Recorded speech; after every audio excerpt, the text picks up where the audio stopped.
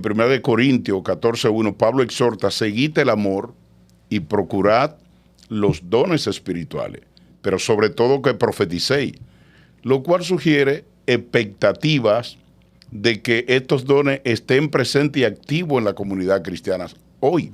Además, el ejemplo de dones en creyentes no apóstoles. Ahí está la escritura presente el caso del creyente Esteban, un diácono que no era apóstol. Y dice la Biblia claramente que Esteban hizo prodigios, hizo señales, pero también está el caso de Felipe. Felipe fue un diácono que también Dios lo usó en grandes milagros. Entonces, esas y otras que podemos mencionar más adelante son evidencia bíblica de que el cesacionismo no tiene ninguna base bíblica, pero hay hermanos que son arrastrados y convencidos con una pericia aparente que tienen algunos de nuestros hermanos y lo atrapan. Y precisamente estamos aquí para aclarar y hacer saber y puntualizar que tenemos base fehaciente para poder mantener una apologética frente a ese ataque frontal. Sí, y dentro de esa misma coyuntura tenemos algunos desafíos que la iglesia tiene que prepararse. Por ejemplo, el pensamiento o la interpretación de la Trinidad. Hay muchos de nuestros ministros y muchos creyentes que se insertan en el modalismo o sabialismo, creyendo en un Dios que tiene tres modos de actuar o de ser, no basándose en tres personas y sin querer, por no tener el conocimiento claro, muchos de nuestra gente están siguiendo este concepto de modalismo e interpretando la doctrina de la Trinidad. Pero también hay otro concepto que debemos tener muy claro.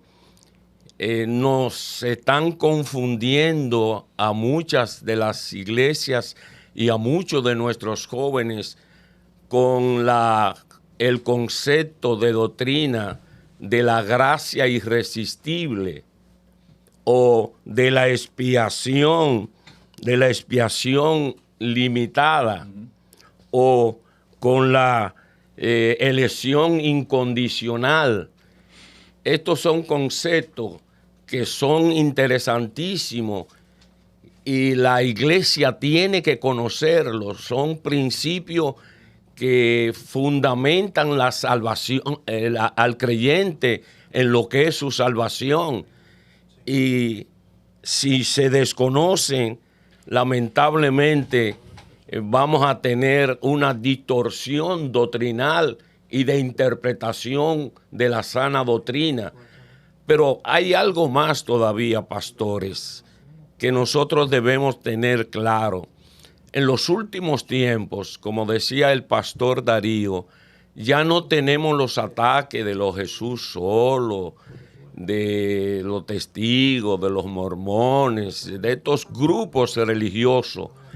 Pero hay una situación de sincretismo que permea todo. Hay un sincretismo asimilativo, se están asimilando conceptos doctrinales de otros grupos que de una u otra manera inciden en el quehacer y merman nuestro fundamento pentecostal. Pero peor todavía, hay un sincretismo por incrementación o por incremento. Es tratar de colocar una cosa secundaria, una cosa inferior por arriba de otra superior.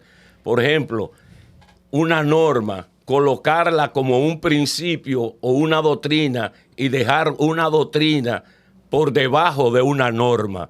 Ese es un problema grave que está sucediendo en el movimiento pentecostal básicamente, y por eso hay un emocionalismo y no gente fundamentada en los principios doctrinales.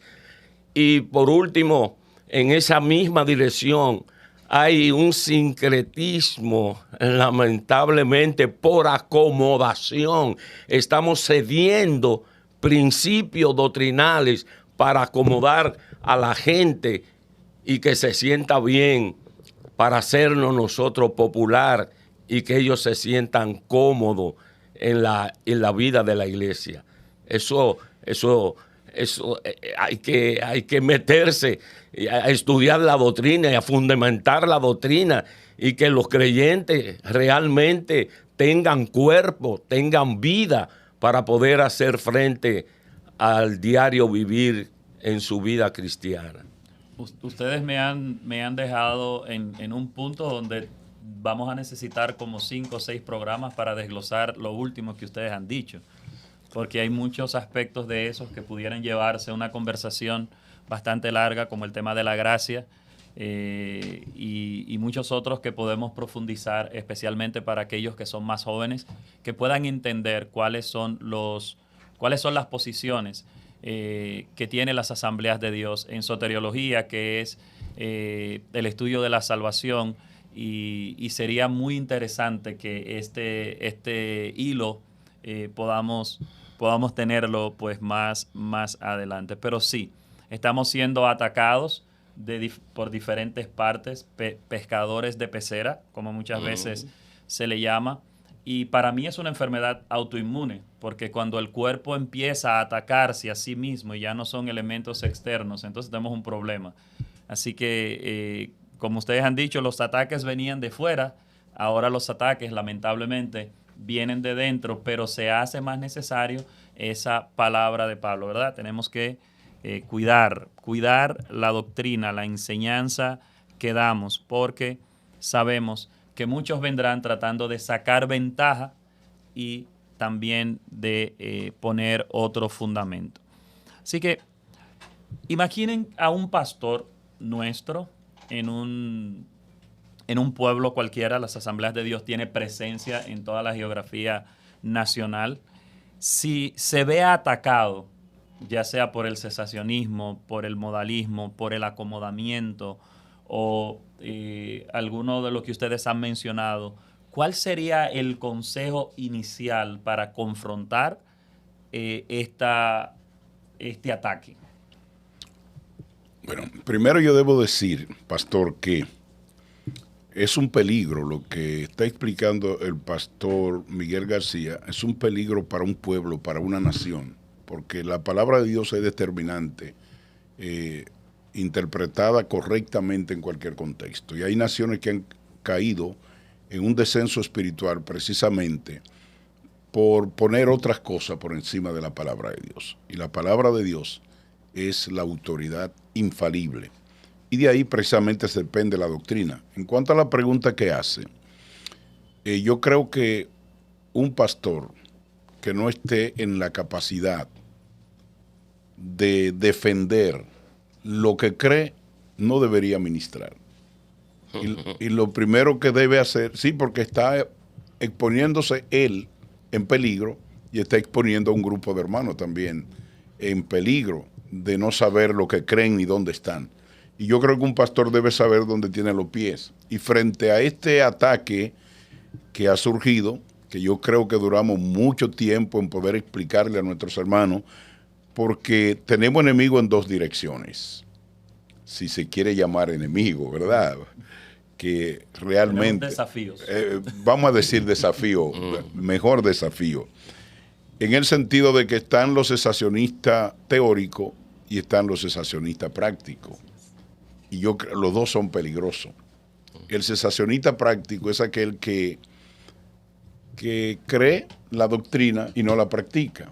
Cree en la sanidad, pero no practica sanidad. Cree en las lenguas, pero no habla en lengua. Cree en los milagros, pero no practica los milagros. Y la Biblia es clara, y quiero decirlo enfáticamente, la Biblia es clara en hacer ver en la continuidad. Y si me permite, pastor, yo tengo aquí algunos teólogos que quiero mencionar la opinión de ellos. Además de haber hablado de pasaje bíblico, tenemos el caso de Sam Stone.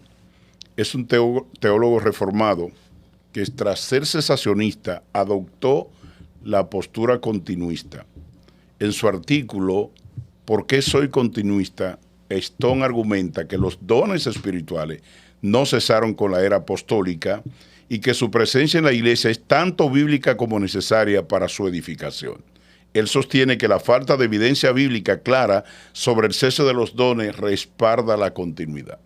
Pero hay otro teólogo que es Wayne Grudem, autor de Teología Sistemática, defiende que los dones del Espíritu Santo, incluyendo los dones milagrosos, están activos hoy en día.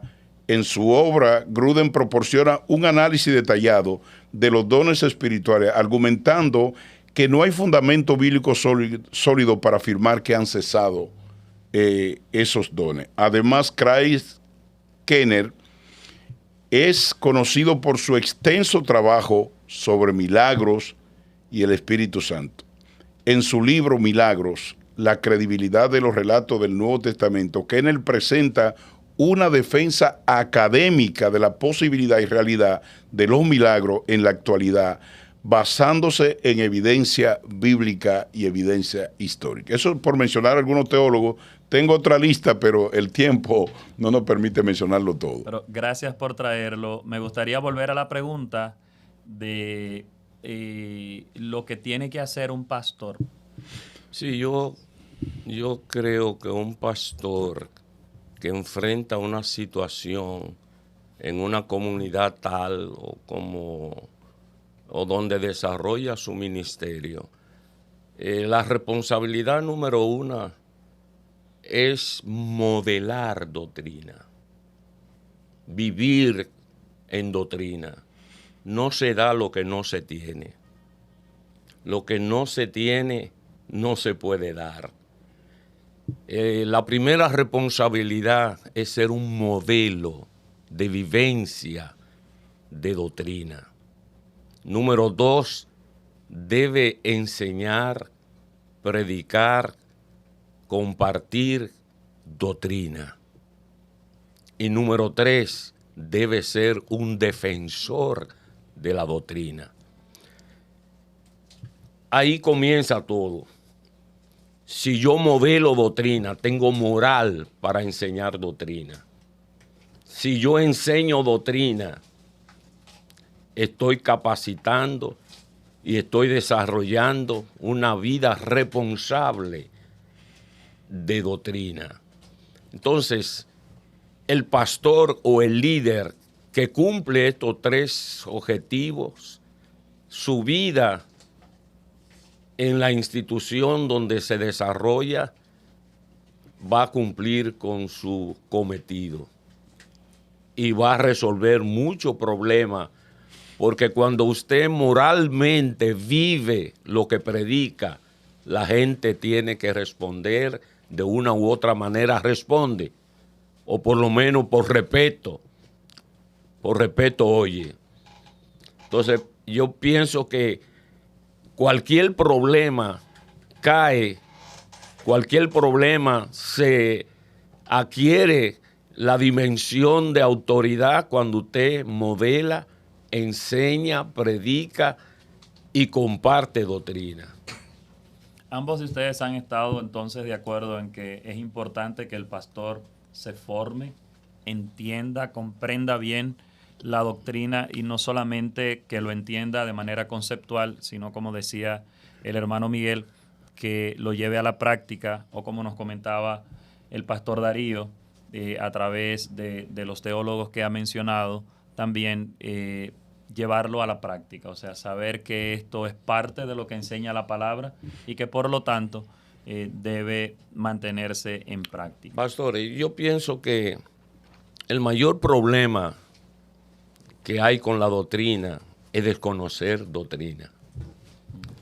La poca responsabilidad que tienen algunos líderes en enseñar la doctrina, en cumplir con lo que es una responsabilidad de formar